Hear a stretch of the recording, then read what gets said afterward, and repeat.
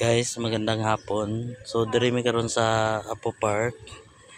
So nagmotor lang ko, mo ni akong motor. So mo ni Apo Park kuha na nila gina-construct. Kung kinsa nakabalo ning Apo Park sa Libak Sultan Kudarat.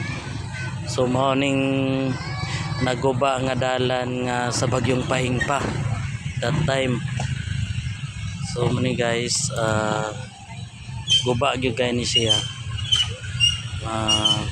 So karon musaka ko diri sa overview sa Apo Park. So gapo kay ni. So na kay mabasa diri, please bawal magtapon ng basura dito. Pag nahuli ipatawag sa barangay na pagmamulta 1.5. So ibig sabihin daw guys, pag hindi ka madakpan, wa kang multa. Muna guys, overview ni dire, no. So overview ni sa Apo Park. So nasakom ni siya sa Palimbang ano pala, Libak. So Libak ni siya, Sultan Kudarat. So makita nimo Libak, sikat ka. So daghan kay pa picture dire, labi na kung buntag sayo kay naapod ni dire sea clouds nga ginatawag, pero tama ra.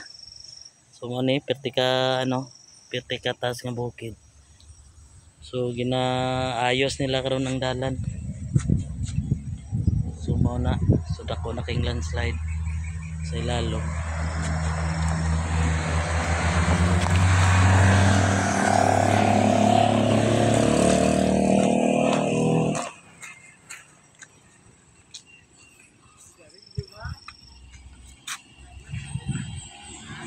Grabe ang pag-ayo nila guys. So prepare to stop.